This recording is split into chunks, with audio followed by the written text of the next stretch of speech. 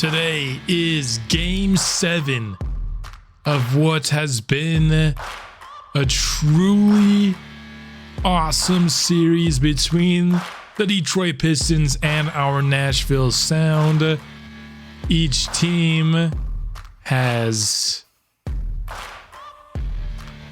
switched off who has won every game. Neither team has won 2 in a row, and while you look at these box scores, and until game 5 they were all 10 plus points, these are very competitive games. There's really only been one true blowout here.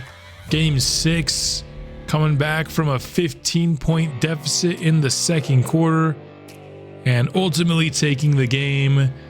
This has been an awesome series.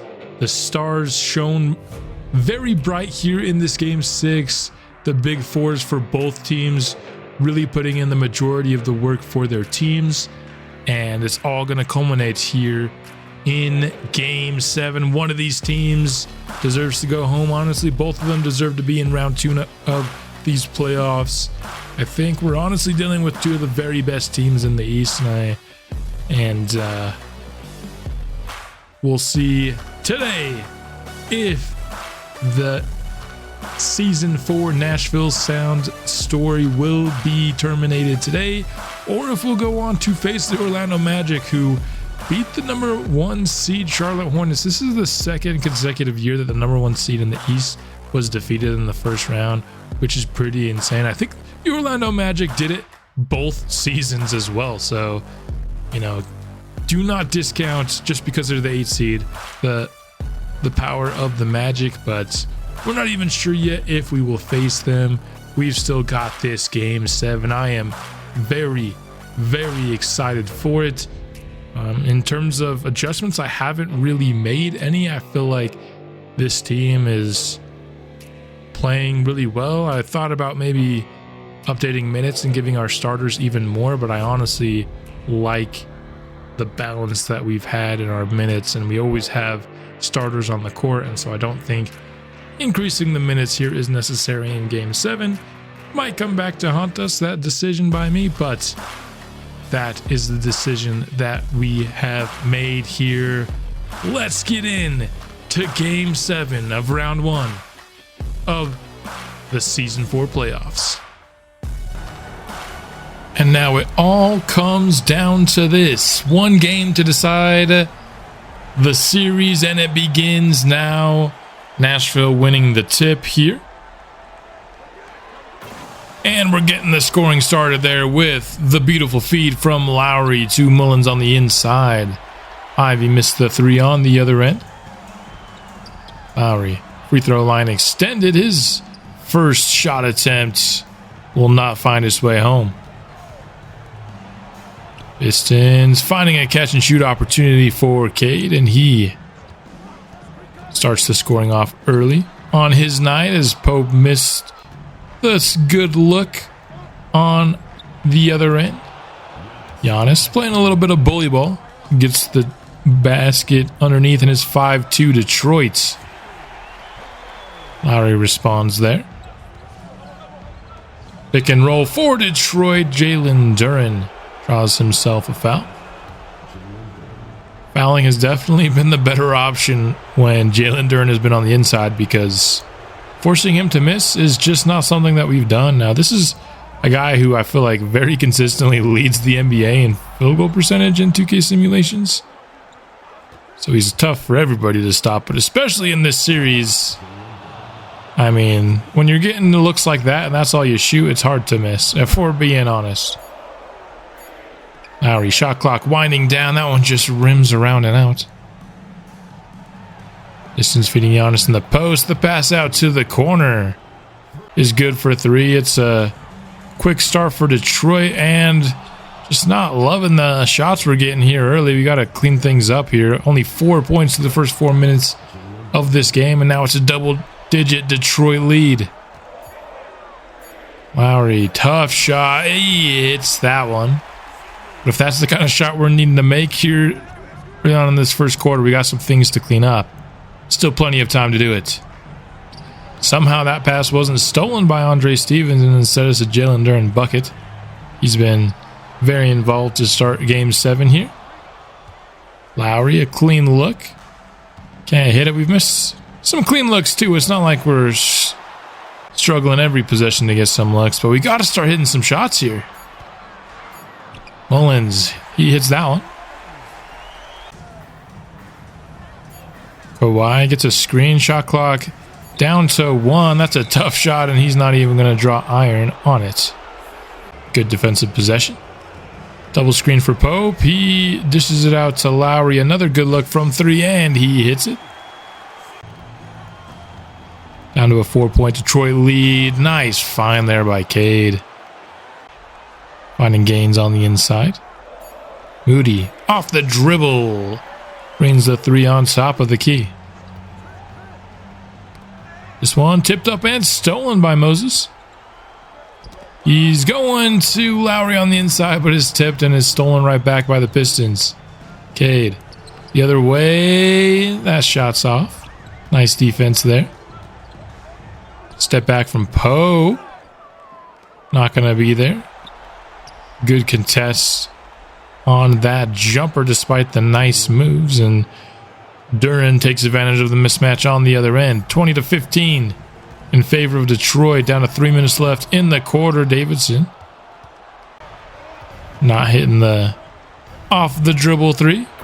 Cade, though, hitting his shot off the dribble on the other end from the mid-range.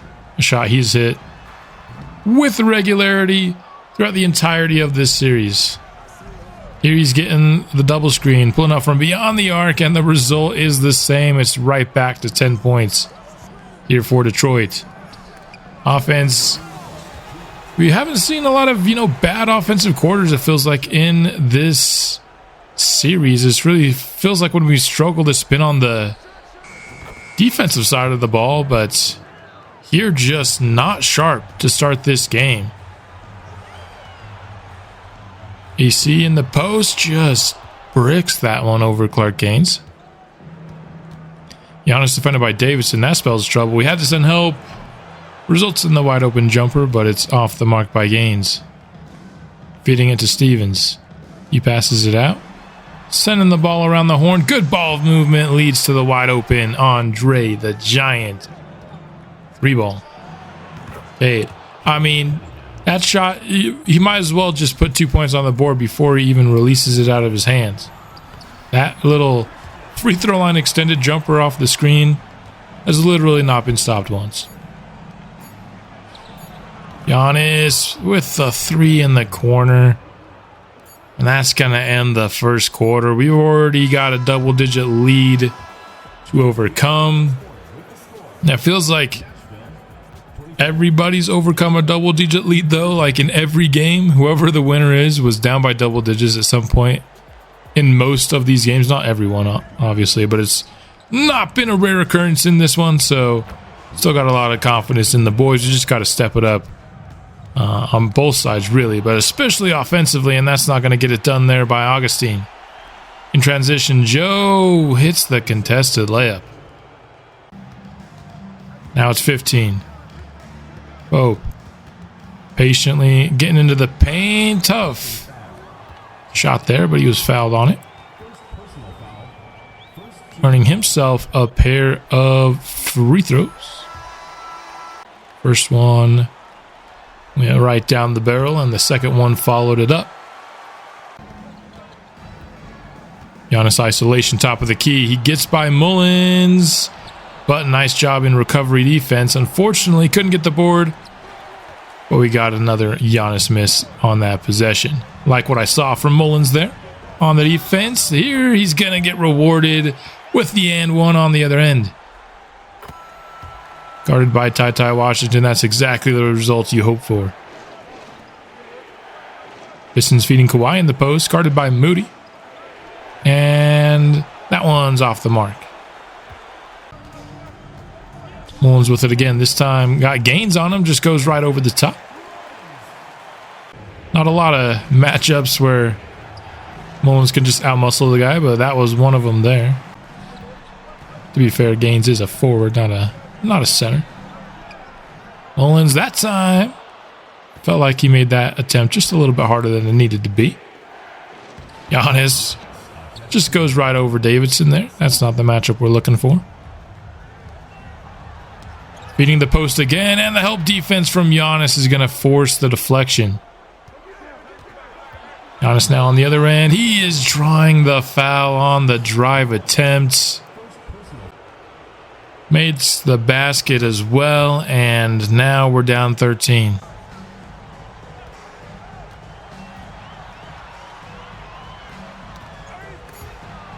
Tipped by Giannis. Augustine is forced to put something up, and it's off the mark. I don't like going to Augustine here. He's kind of just out there to play defense and hit wide open shots. We don't need to run anything for him.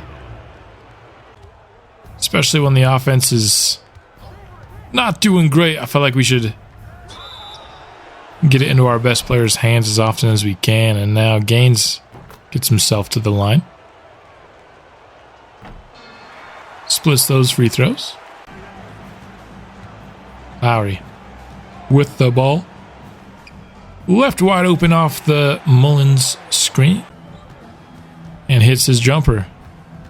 Cade with it now. He's pulling up and hitting again, man. You're kind of just hoping that Cade would not have one of his superhuman games, but that's exactly what he's having. The dude just not going to miss any shot if you give him literally an inch of space. Kawhi, though, missed there. Lowry to Pope, trying to go baseline on the mid-ranger. Hasn't been able to find the range from there in this game quite yet. Crossover from Cade, gets him the bucket after the pump fake. Hard to guard that.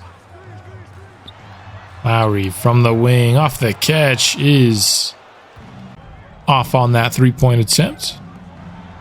Now Cade, I mean, he's just not even looking anymore. He knows it's going in. He's having that kind of game. And Detroit's leading by 20 here in the first half. We're at home.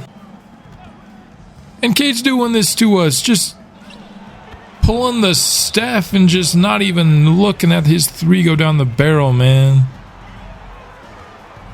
We are truly just getting outplayed on both ends of the court. Lowry trying to work some magic, and he does there for the and one. But 54-36. Kawhi left all to himself, top of the key. And then a bad alley-oop attempt. Why are we running an alley-oop into triple coverage with Ernest Augustine?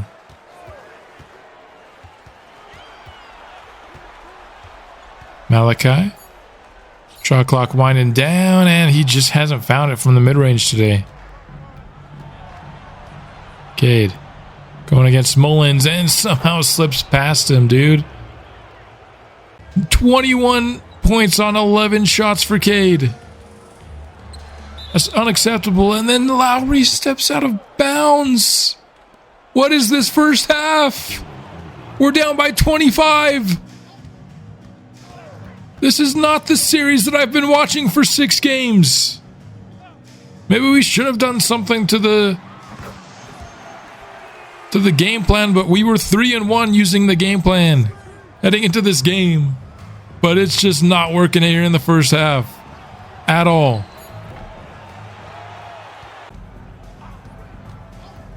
Just the inability to hit a lot of jumpers that I feel like we've been hitting throughout this series. This was not the game to go cold. At least we got it past 40 before halftime. There's something to hang your head on at least. Nice job by Lowry there to force the turnover, and Giannis comes back in for the last little bit here of the half. Lowry kicks to Moody, but that one was a good rotation by Detroit. Pick and roll. It's Duren a layup. AC, nice find on the inside to Sam Hudson, but it looked like Cade was shaken up there on the block. He comes out of the game for the moment. Ivy just broke the ankles of Hudson, dude. Oh, it's one of those halves, man. Lowry misses a good look from deep. Giannis swings it to the corner. Isaiah Joe can't hit that three. Nashville on the other end. We're going to find Sam Hudson. It gets blocked, but he gets a second chance. 6 seconds remaining in the half. And we're going to be down 22 heading into the break. This game has not been competitive at all.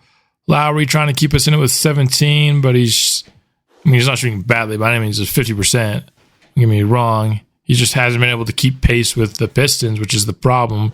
9 of 11 from Cade, 6 of 9 from Giannis, 5 of 5 from Duren.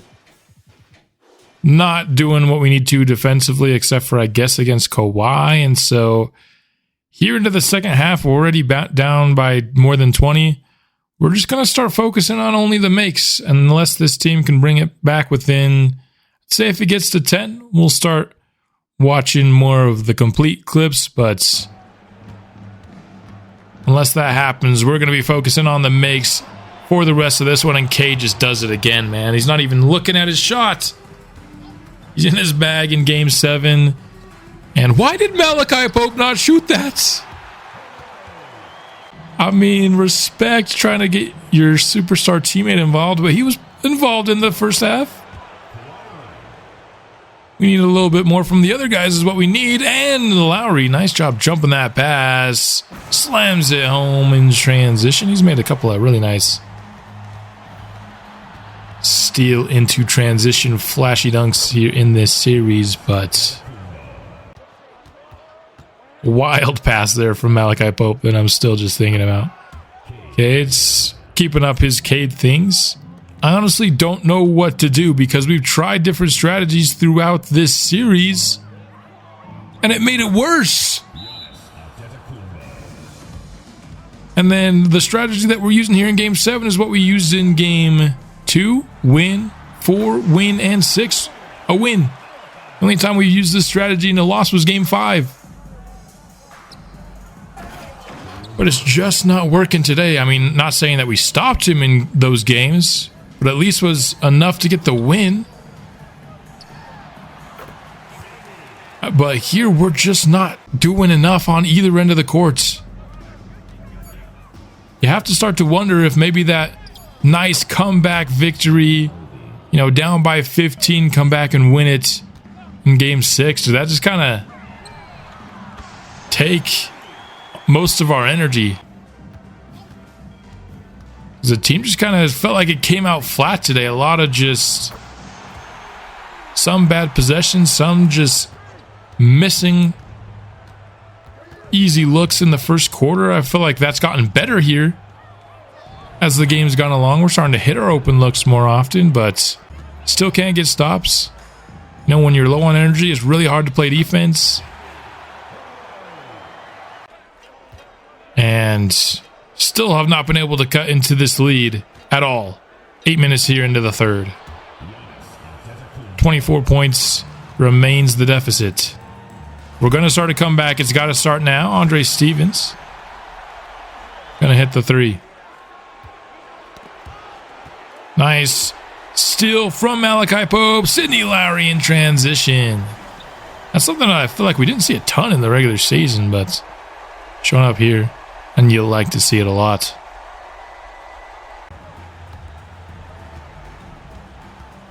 Giannis isolating against Mullins. Just bullying down in the paint, man. Tough guy to stop, and next thing you know, it's 30 points. No, it's not 30 points. I can math. Why did I think that was 30 for a second? I can math. Trust me. It's actually only 17 points. So we're dipping into it a little bit. We started the quarter down 22. It's now 19. Need a stop here. Stop in a bucket before the fourth. Nope, that's not going to happen at all. It's right back to where we started the quarter. 22 points. Mullins Gonna hit that at least. So all we were able to dip into that lead was a grand total of 2 points in the third. Gonna need to be probably the most dominant fourth quarter you've ever seen. But let's see if we can pull it off. Okay, to the corner, the double teams. We're definitely not going to pull it off if we're pulling the double teams out. I'll tell you that right now. Davidson hits the mid-range jump shot. Now here in transition. Nice pass from Hudson from under the basket to get the wide open Sidney Lowry 3. It's down to 16 once more. Got the miss from Cade, but you can't give up offensive rebounds, man.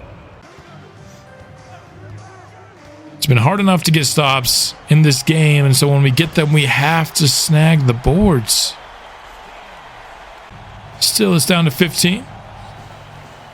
Nashville not done fighting quite yet. But Gaines is going to finish that play there. Andre the Giant, he's starting to get things going off the catch. 14, Cade gets the double. Detroit passing it around, gets it to Kawhi for the 3. Just, man. Need to catch some lucky breaks with some missed jumpers. But Detroit has just been on fire all game long. Their stars came out to play in a big way in this game, and it's been tough for us to counter here. But hope is not lost. Still 7 minutes left, 16 points. Not unthinkable. That's soon going to get to 19 points if Giannis can hit the free throw, which he does. Moody firing quick off the catch. There you go. Get 3-point looks and look to the basket earlier on in the shot clock. That's got to be the goal here for the rest of this game. There's one there. Back down to 16. It feels like we brought it down right to the 15 mark. And then Detroit just stops letting it get any further than that. We keep going on like mini runs. We'll go on like a 6-0 run. But we can't really extend it past that at this point. And now we're just trading baskets. It's going from 15 to 18 off of threes. Continues to do so here.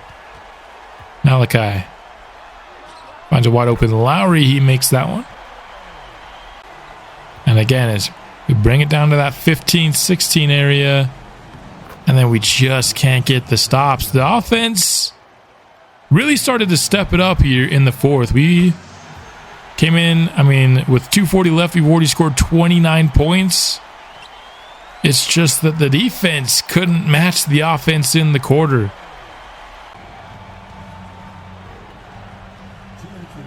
And so the shot making was there. The stops were not playing part of it due to double teaming. But also I think another aspect of it is just that the stars were all just nailing their shots. Nobody had an off night for Detroit here in Game 7. And ultimately, they have a really awesome starting 5. And if nobody's going to have an off night in it, then it's impossible to stop. So you'll see a couple more Nashville baskets here to end this game. But ultimately, we are going to fall short here in Game 7 of our first ever playoff series.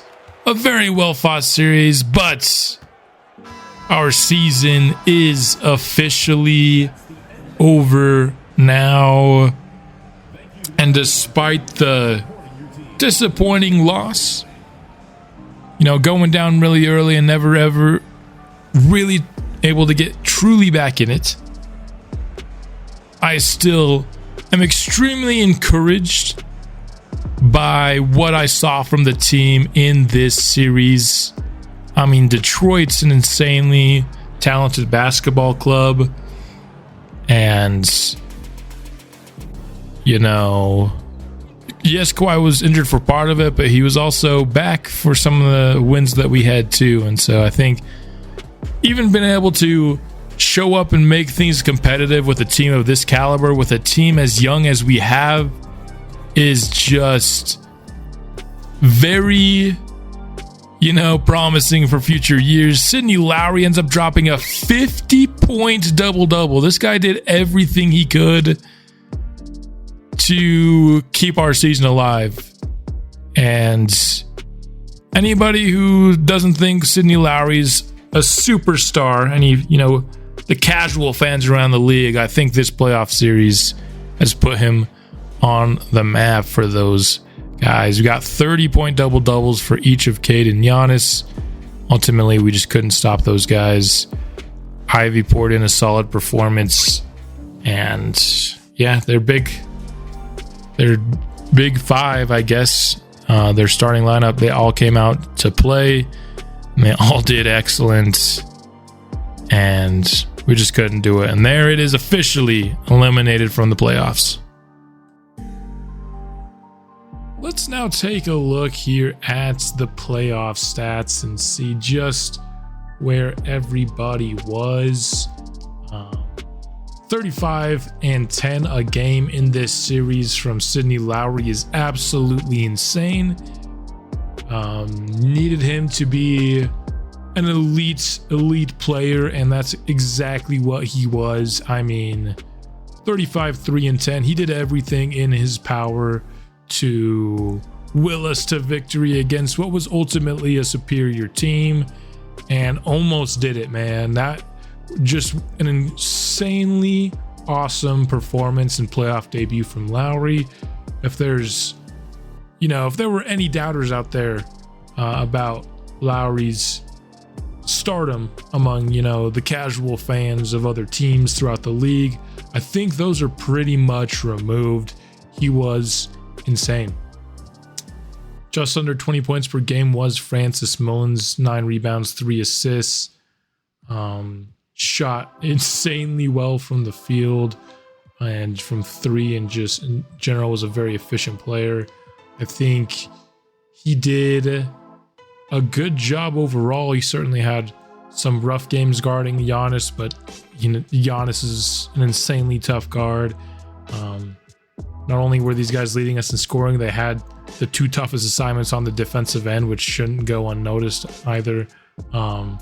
So you gotta just appreciate what these 2 guys did. Malachi Pope as well definitely proved that he's a playoff player here. 18 points, 7 assists, only 1.6 turnovers. Insanely good at protecting the ball here. Shot insanely well as well. Just the 3-point numbers are nuts. Of course, just could not miss inside of 3 minutes. I think an insanely good clutch player. Andre Stevens, 12.5 points a game, 7 rebounds.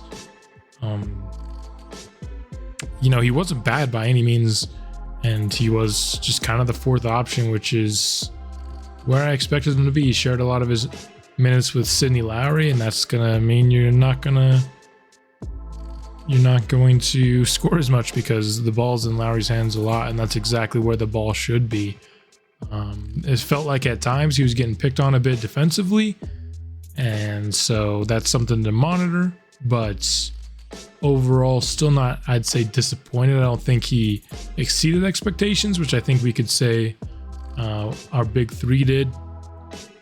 Moses Moody, by the time the series ended, he cooled down a bit, still shot 50% and 58 from 3. The 3-point shooting of our starting 5 was nuts. Lowry was actually the lowest at 40%, which is insane this playoff series. Part of that is the sliders. I need to make teams shoot better than they would in real life to get accurate scores, and these scores were a bit high. That'll be something I monitor. I might lower sliders just a tiny bit. I didn't see as much of a problem throughout the regular season, and even some of these playoff games I felt like they were on good paces, and then just late in the ball games everyone was just not missing at all, and so the final score should end up being pretty high. But Yeah, that'll be something I'll take a look at here ahead of next season. We might see sliders going down just a bit, though. Let me know if you think there needs to be an adjustment, though. Christian Davidson, 9 points a game, 2 rebounds, 1.3 assists. This is turnover, not great with him. Shot 43%, shots 29 from 3. He definitely took some tough shots. He had good moments as well. I'm not saying I'm disappointed, but he was the least efficient guy, and right next to him is Sam Hudson, and these are the guys that have kind of the tendencies. They'll take these contested shots more than even like a Sidney Lowry will, and so that kind of showed up here in these playoffs. That being said, I still was not disappointed in these guys, especially Sam Hudson, 2.6 assists to 0.3 turnovers. Are point guards, much like they did all throughout the regular season. Did an awesome job of distributing the ball and taking care of it as well. Ernest Augustine here, 4 points a game, shot over 50%. Didn't do a ton, but he did what he was asked, and he wasn't a liability. And you're talking about a 74 overall player playing in the playoffs, and so not being a liability is all you can really expect of him. AC Stevens had his moments. Ended up with 3 points, 5 rebounds a game. Shot, made 2 out of every 3 shots, and has just been a really solid backup center for us. I think going forward, what is this team missing? Honestly, just some development mostly. I think we have a really solid roster. I think there's a chance that the presence of a guy like Patrick Baldwin, who was, what was he during the regular season? A 44% 3-point shooter. And that could have made a difference. We could have scored a bit more here, and of course this was a 7-game series. Every little bit counts, and I do know that of course the Pistons didn't have Kawhi for a bit, and he was not a great scorer, but I think he did a pretty good job of making the Pistons better when he was out there. So it wasn't just us who had a guy out for at least a portion of the series, but could Baldwin have made a difference?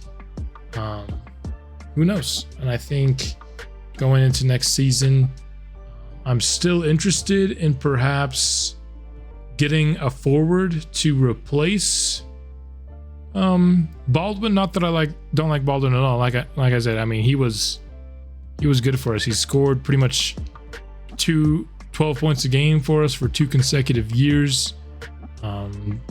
He shot pretty much 40% last year, shot 44%. So moving on from a guy like that is, a tough thing. Why would you move on from a guy like that when was our best 3-point shooter percentage-wise this last year? I just think we have a lot of really good 3-point shooters. I mean, three-pointers are not the reason we lost this series. We had one guy shoot below 40% on the entire team in the playoffs. And so how much is a shooter adding to this team is kind of my question with Baldwin. And that's really all he does. Through the first 3 seasons, being an elite shooter was insanely valuable to us. We didn't have a lot of shooting, and so Baldwin being one of the few people who could shoot was really valuable. Of course, it wasn't great in his first year with us, but since then has just always gotten better as a shooter. He's got not a ton of badges, but the ones he has are really good. With Claymore, corner specialist, catch and shoot, make him an elite shooter. But do we think maybe a good defender who's not as good of a shooter but can add to our defense, is that more valuable in that spot at this point? I think you could make an argument for it. And I do want to preview one player who I think could fill that role in the upcoming draft once we get to that portion of the episode. Overall, I don't really think I'm disappointed in anybody in the playoffs. I think, if anything, we learned that this team is very close. Our time is near. Just a little bit more development, maybe even just one more season of development, and this team could be contending for a championship as soon as next year. But I'm confident that at some point we will be the team to beat. And I'm very excited. We've kind of transitioned now from looking for core players to, I think we have our core players. These 3 players right here are excellent. With these 2, they're still developing, and they're playoff performers, not just regular season guys. And building around these 3 is what the focus of this franchise is from here on out. So with that being said, let's now go ahead and hop back into the current playoff bracket here as it stands. The second round, Detroit would end up sweeping the Magic, and Boston would win in 6 over Indiana. And OKC would beat the 1-seeded Dallas Mavericks, while Portland would beat Houston in 6. So we've got the 2 and the 5 seeds in both conferences. Let's find out just who will make it through to the NBA Finals this year. Got both 2 seeds going up 3-0 here. And then both 5 seeds picking up game 4. Scoot Henderson wins Western Conference MVP, 33 points a game, 7 rebounds, 6 assists. Jason Tatum, 38 and 5 here on really efficient shooting. So both 2 seeds win in 5. Detroit falls here. They just have never quite been able to put it together. Did somebody get injured again, I wonder? Yeah, Cade got injured. We don't know when that injury was.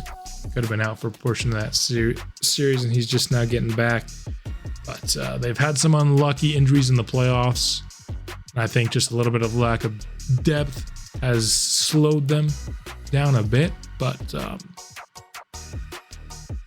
it's kind of insane to think that a big 4 of Giannis, Cade, Ivy, and Leonard still has not won a championship. Leonard's really regressing. Giannis will start to regress as well. So you have to wonder if this Pistons window will stay open for long. But I'm excited to see what they do in the offseason, because we've got ourselves our first rival, man. You lose in game 7, and yeah, that becomes a rival. I guess technically our second, because I've always considered Seattle a rival. Still need to re-put in their logo, because when you manually save the game, sometimes it deletes your custom team logos for some reason. But I'll do that in the offseason. Let's get into the NBA Finals now. Boston versus Portland, and they split the first 2 games. Celtics take game 3 and get the advantage. They've got a chance here to win the championship, but the Blazers hold on. Boston wins in game 6. Jason Tatum, 25, 7, and 5 here, wins your Finals MVP, and that will be the end of the 2027 NBA playoffs. What a season it was. I thought heading into the season, my expectation was, play in, and we ended up being the 4 seed. Got probably the worst matchup we could have. I would have taken Cleveland, Indiana, Milwaukee, Orlando, all the guys that were close. I would have taken them. Like Charlotte, Boston, and Detroit were the 3 teams that I just didn't know if we could beat this year. And had we beaten Detroit, we would have drawn Orlando. I think we could have beaten Orlando. We could have been an Eastern Conference team. I do think we would have fallen to Boston, but there was potential there for a run. We just got a tough round 1 draw, and I think we played better than I thought we ever could have. When I think about this year, it's going to be kind of just building a foundation. I think we built a foundation, let the league know that we're on the way up, and I'm excited for this offseason. We're going to get through the draft lottery here today. So, and I'll do my final draft preview. Of course, don't have a pick right now, but could always get one. Our Andre Drummond would retire, our mentor here for Francis Mullins. trying to look, unless I missed one. I don't think there's anybody that was a massive, all-timer. I mean, we're thinking, is Chris Middleton the best player from this retiring class? Well, I guess we'll see once we get to Hall of Fame if I missed anybody there. But quite a bit of retirements on the staff here as well. That's a pretty long list. League meetings. What was approved here? The worst team will have improved odds of obtaining a top 3 pick. We want to bring back tanking.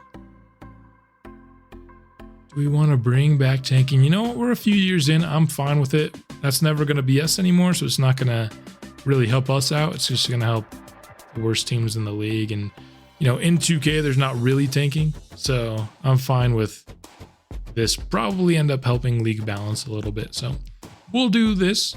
I'm fine with that. And now it's time for the draft lottery. Now, because we don't have a horse in the race, we're likely just going to get through this pretty quickly. Here, a couple teams here with 2 picks. We got the Nets at 2 and 4. The Spurs with 10 and 16. Maybe they package those up a bit, but let's skip the lottery here. And the number 1 seed Knicks do win the lottery. They win Sheldon Starks, but then the Spurs, weren't they at 10? A jump from 10 to 2 is a massive one for San Antonio. They already have, of course, Victor Wembanyama and I believe Josh Giddey as well, so that could be somebody that could get them a 3rd player.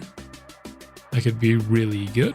And so, cool jump from them, but the number 1 seed actually got the number 1 pick. That's product of the brand new rule. The worst team gets improved odds, and there you have it. Now for the draft preview, not going to do a ton here in this episode, but the guys at the top, I already previewed a lot of these guys, and we'll talk about them and show the clips again during the draft, but there's a 0% chance we end up with them, so yeah, I'll save my opinions on a lot of the top of this class for the draft itself, but I have been looking at potential players that could be worth trading into the draft for, and this is the question that I want to pose to you guys here is, I've been looking for players that could be available kind of in that mid-teen area that fits maybe what I'm looking for is in that final spots, and there is one player that I just want to know if you guys think would be worth maybe giving up a Patrick Baldwin and a Wilson Fisher to get. And it is Lamond Powers out of Louisville. He's a 6'9", 235-pound forward. And he's one of those guys who's a classic example of somebody who's going to have to win at the NBA level a different way than he won in college. A lot of his production came kind of from the post. He just used the fact that he was bigger than his opposition quite often at the NCAA level. But what I really like about him is he's very young. He's going to be 19 years old in his first season. He's got great size. Along with that, excellent athleticism. IQ is in a good spot. And he can shoot and defend a little bit as well. As kind of that person that I think could either ultimately end up being a 5th starter, or if he ends up being just, the Patrick Baldwin replacement, I think that could be fine too. He's not a refined project by any means. He doesn't have anything besides his athleticism that's above a B. So he's definitely more of a project, but I think he's got the tools that we look for in our draft prospects here. And taking a look at consensus rankings, you see he can defend a bit for both perimeter and on the interior. His 3-pointer is in a good spot. IQ, athleticism, all there. And 76 overall to start. The cons are that you saw there his potential's not incredible. He does have a good ceiling, so I imagine his regular potential is quite lower than his ceiling potential, but he does, if he gets time and is productive, he could be an all-NBA level player. So he has the upside. He does not have any badges though, and if I wanted to, I was really hoping to be able to replace a guy like Patrick Baldwin with a guy that could also come in and be someone that can get a lot of badges. Starting with 0, it's not necessarily a death sentence, but it does put you behind the 8th ball for sure. Our scouts seem to be higher on his 3-point shooting and his perimeter defense, but as I've seen in years past, typically players end up being closer to this consensus ranking and not our personal scout rankings.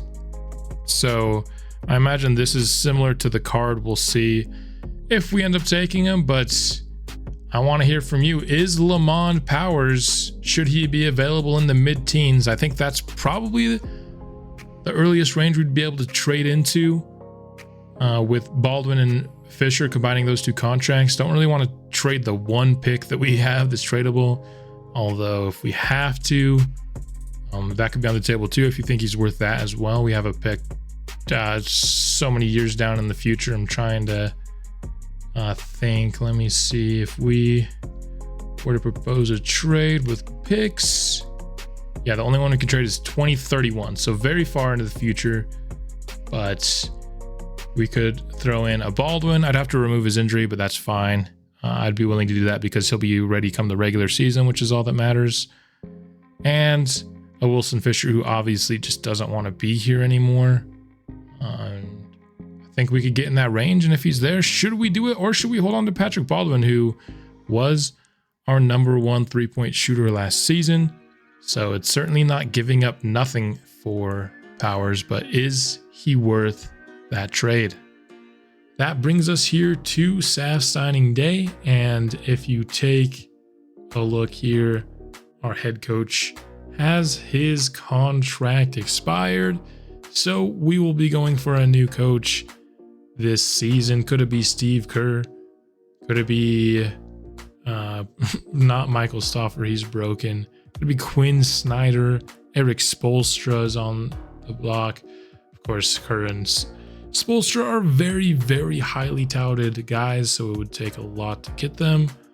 But I think it would be possible for us to make a splash. There's a couple guys that are really good that are available. Darvin Ham comes to mind here as well. There's just a lot of guys worth taking a look at in this coaching cycle. So do we bring back Oliver Gordon, who's certainly not bad? Where is Mr. Gordon? I think he has B offense, right? If I'm not mistaken. Where's our guy? Here he is, Oliver Gordon. So not opposed to bringing him back. He's a really solid coach, but also not opposed to maybe trying to upgrade, because there are some upgrades available, but they'll be very expensive. As you can see, our available budget is not massive, so I don't know if we're going to be able to afford a guy like Kerr or Spoelstra. So we'll have to see come the time. But that is all I've got for this episode. I will be back soon with another. And until then, sound up.